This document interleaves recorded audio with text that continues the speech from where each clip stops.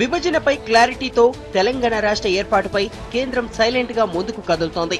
నేతల కప్పదాట్లు, సీమాంధ్ర ఉద్యమం, AP NGO సమ్మె, సొంత పార్టీ సీమాంధ్ర నేతల నిరసనలు జాంతానహి అంటోంది.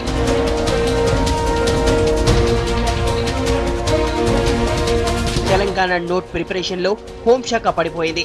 20 రోజుల్లో కేబినెట్ ముందుకు తీసుకువస్తామని సిండే స్పష్టం చేశారు.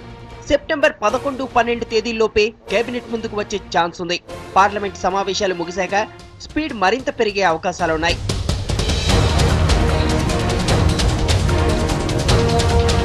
కన్ఫ్యూజన్ లేకుండా క్లారిటీ ఇచ్చేందుకు కాస్త టైం పట్టే ఛాన్స్ ఉన్నట్టు కూడా సమాచారం.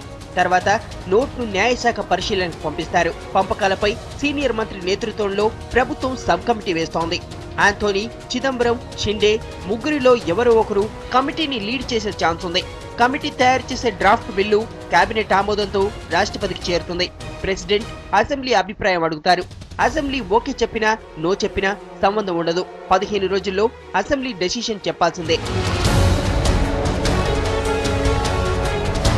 ఆ తర్వాత బిల్లు పార్లమెంటుకు వెళ్లడం, ఉభయ సభల్లో ఆమోదం, రాష్ట్రపతి సంతకంతో తెలంగాణ ఆవిష్కృతమవుతుంది.